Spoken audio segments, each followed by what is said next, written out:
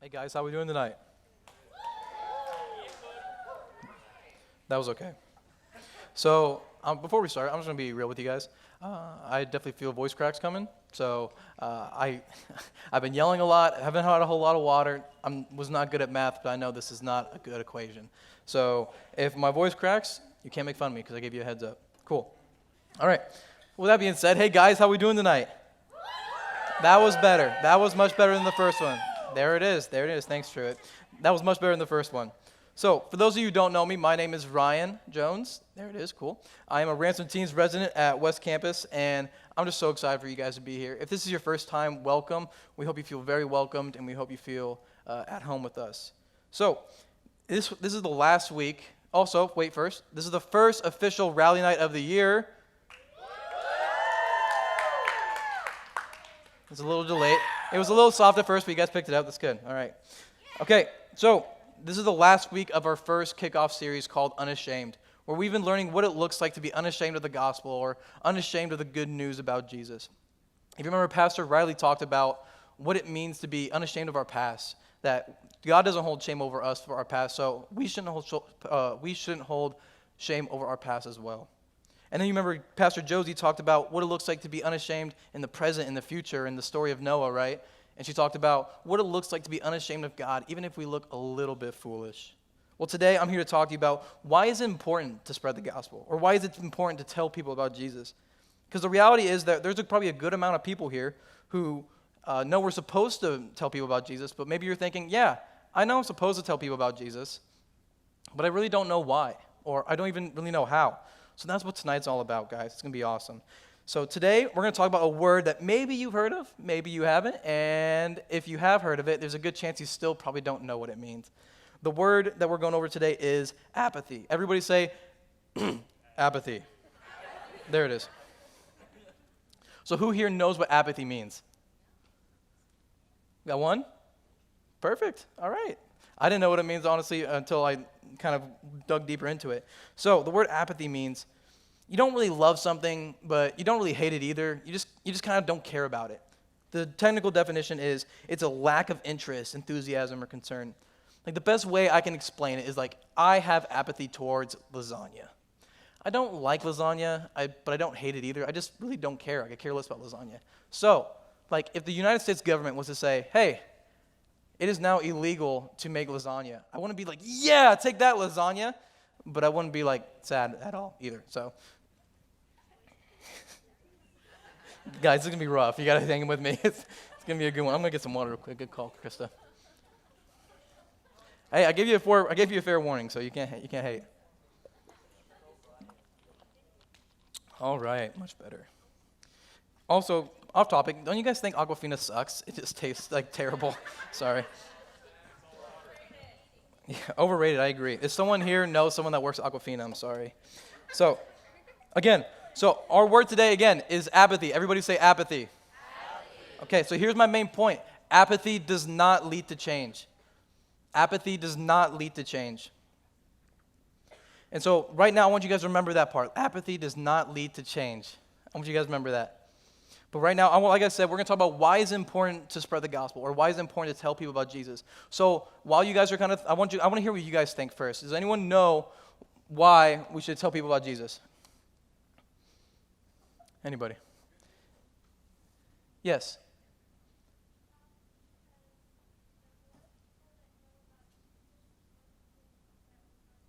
That's right.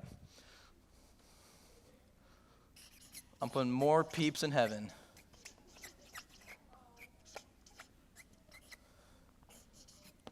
Cool. Anybody else? Emily, what do you got?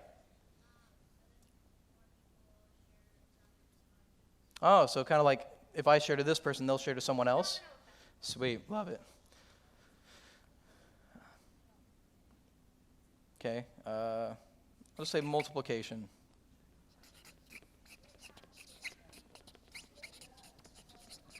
What else we got? Izzy, what do you got? Okay. Jesus heals. Anybody else? What we got? Yeah, Reagan, yeah.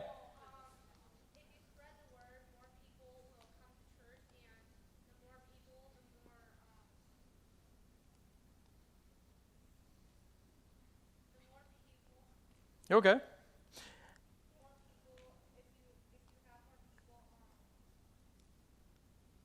I think I see where you're getting. I think I see where you're getting at. I'm just going to kind of underline more peeps in heaven. How's that sound? Cool. Sweet. Anybody else? Anita, what do you got? He tells us to. That's good. Jesus says. It's kind of like Simon says, but holier. Anybody else? Jax, what you got?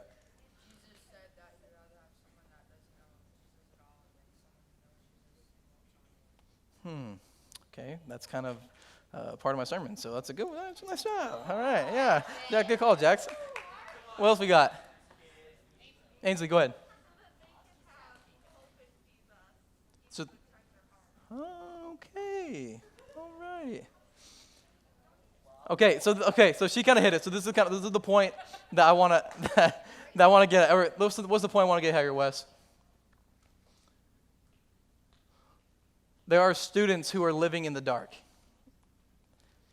There are students who are living in the dark. Now, I'm sure you're thinking, Ryan, what does that mean? What does it mean that someone's living in the dark? Well, the cool thing about it is that the Bible actually says it way better than I ever could.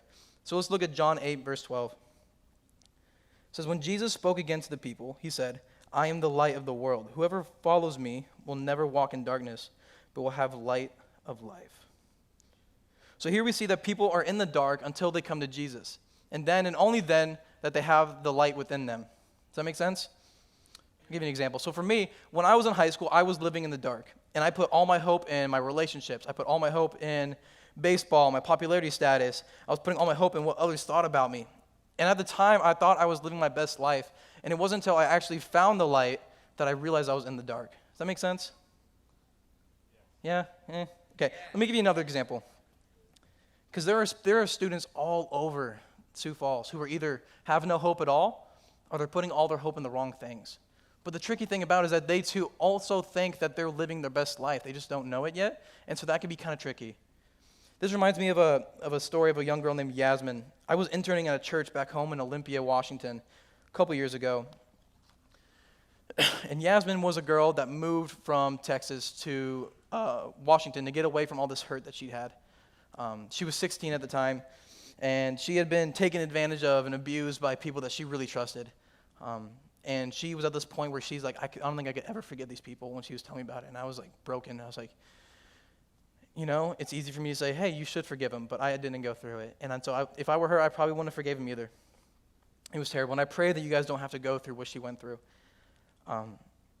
But at camp, Yasmin gave her life to Christ, and she got baptized the next day.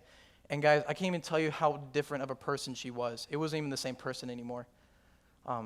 And on the last night of camp, we were supposed to, we were talking about forgiveness and what it looks like to forgive others and why God wants us to forgive people. And as we were on the campfire, and we were supposed to write down the name of someone we're supposed to forgive, and we're supposed to throw in the fire, and forgive them.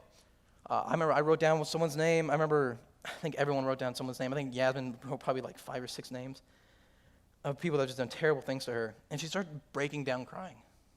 And I was like, Yasmin, talk to me. What's going on? And she said, I don't want to forgive these people, but I know that I need to. And she threw all the names in the fire. And it wasn't easy for her, but she started this process of forgiving these people. And guys, the point I'm trying to make with that is that I think a lot of times we get caught in this thinking that Jesus only saves us for our afterlife, right? When we give our lives to Jesus, we aren't going to hell anymore, we're going to heaven. And then we forget the part that's also beautiful, that Jesus changes our lives here and now too. And the thing is, I got to see Yasmin's life change forever, but it didn't stop there. It didn't have this huge transformation, and then she goes, okay, I'm good. She got to go out and tell other people about how God changed her life. And that's just as important. And we know it's important. And even though we do know it's important, let's be honest, it's not easy to tell people about Jesus. I really like the way this article said it. There are 4 obstacles to evangelism. That's just a fancy way of saying there are 4 reasons why we don't tell people about Jesus. Number 1 is lack of Bible knowledge. It's hard to tell people about Jesus when you don't know about Jesus. It's hard to talk about the power and the beauty and the awness of God and his love for you if you haven't experienced it and you don't know about it. The second one is apathy. This is the majority of what we're going to be talking about, and so I'm going to get into this in a little bit. Fear. Maybe some of you are afraid to tell people about Jesus because you're afraid of what your friends will say, or you're afraid of what others are going to think of you if you talk about Jesus in your school. Number 4 is lack of compassion. Maybe it's just not a huge concern for you, and I think that kind of ties in a little bit with apathy, but maybe there's a lack of compassion there. So let's go over the word again, apathy. Let's look at what the article says. It says, some of us just don't care that much about lost people. We wouldn't ever say it, but our priorities and lives reveal it. We make no time in our busy schedules to interact and engage with those who don't know Christ. We have long stopped praying for lost people in our neighborhoods and workplaces or schools. We have no non-Christian friends and barely any ties. Lost people are a low priority. For instance, when was the last time you invited someone into your home who didn't know Christ? Now, this sounds pretty harsh, and it is a little harsh. And I don't even know if this necessarily describes Ransom teens. But let me ask you this question. Have you ever guys just wished that things would stay the same? I know I have. Have you ever just wished that instead of new kids coming, we were a youth group full of church kids who grew up together, who did the same things together, who grew together, who had fun together, and we stayed together? To be honest, I've been tempted with being apathetic because it is easier to be comfortable. Because we want things to stay the same, we want to be comfortable, and that is easier. But I can promise you this. This youth group, Ransom Teens, has been called to reach lost students, has been called to reach those students in the dark. And so much so, we actually just bought a bus because we know there's a ton of kids out there that need to be here, and we're going to go pick them up.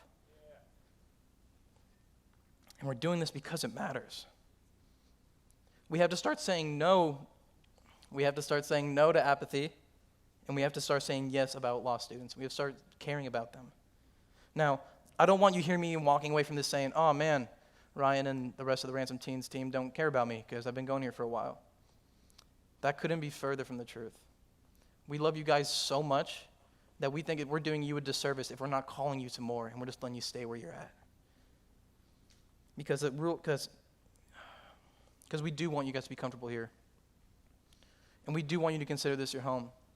But us as Ransom Teens, we refuse to throw away our mission statement of reaching lost students just so everyone else can stay comfortable. We know the transformation that Jesus brings, and we would be selfish if we kept that transformation to ourselves and didn't spread his name out to others. There are students like Yasmin or high school Ryan who are hurt and walking in darkness all over Sioux Falls, and maybe that's you. Maybe tonight you're thinking, man, I wish I could get to know God, and I wish someone would show me how to do it. Let's see what Jesus says. Jack says, where you come in. Mark 2:17 says, when Jesus heard this, he told them, healthy people don't need a doctor, sick people do. I have come not to call those who think they are righteous, but those who know they are sinners. So like Jackson was kind of talking about, Jesus would rather see someone not go to church ever, be out there doing God knows what, come to such a rock bottom point where they hit rock bottom and they don't have any other choice but to turn to Jesus 100% of the time. He'd rather see that than someone who comes to church just to come to church and escape by. And that would be hard for some of us to hear. And why does it matter to us, guys? Because it matters to Jesus. Jesus doesn't want us to live in this comfortable bubble. Instead of, he wants us to spread his name out to others like wildfire. Because healthy people don't need a doctor. Sick people do. One amazing thing about Jesus is that there's no age requirement for reaching lost people or reaching people who are in darkness. I think there's this dangerous thinking about youth ministry that's pretty often, and it's not necessarily in the Ransom Church, but in the church as a whole. The church as a whole tends to look at youth ministry and says, they're not ready yet. So we're going to send in a youth pastor, and he's going to, or she's going to train them up as best as they can, and they'll go through college. And then hopefully when they're done with college, they'll be able to make an impact for the kingdom. I am here to tell you guys right now, that is an absolute and complete lie. Jesus wants to use you right now. He's not waiting for you to turn a certain age or be a certain point in your life so you can start making impact. He wants to use you now.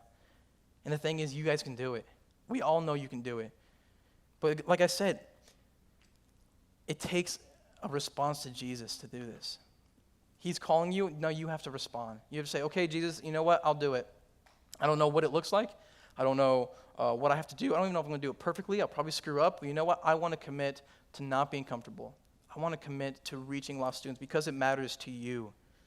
This whole series has been about living and being unashamed, right? Well, guys, if we're really going to believe that, if we need to be willing to take steps in our faith, we need to be willing to take steps out of our comfort zone. So I'm going to give you guys all a chance tonight to maybe take a step out of your comfort zone. I'm going to give you a chance tonight to say no to apathy and say yes to reaching lost students. The reality is that not all of us are in the same stage of our walk with Christ, and so it may look differently from one person to the next. Maybe for you, saying no to apathy and saying yes to lost students means inviting friends to Ransom Teens. Maybe for some of you, it means that we need to be more patient with the students who do go here who are lost. And maybe instead of wishing that they weren't here, you start becoming glad that they are here because Jesus changes lives and they need to be here. But guys, if a new person comes and they don't feel welcomed, do you think they're going to want anything to do with this? You welcoming and loving new people can change their lives. It could plant a seed for what Jesus can do. Like I said, Jesus wants to use you now. He doesn't want to use you later. Maybe for some of you, reaching lost students literally means telling them about Jesus. There's a lot of people in this room who are more than capable of telling their friends about Jesus. And maybe for those people in this category, it would be easier to say, hey, you should come to Ransom Teens tonight. That would be easier. It may be less messy. But I'm not calling you guys to do something easy. I'm calling you guys to take a step out of your comfort zone.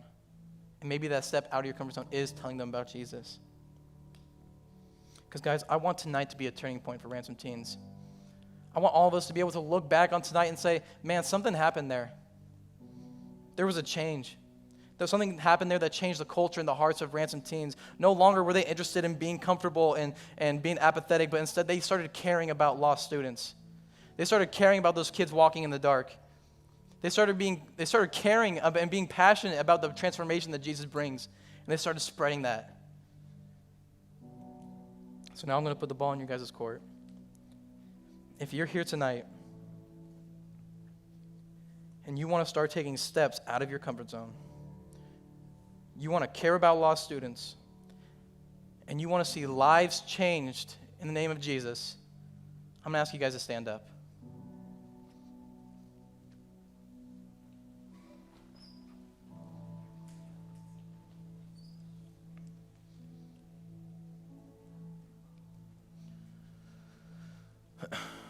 So we're about to go back into the time of worship. But I want you guys to sit in this moment right here, right now.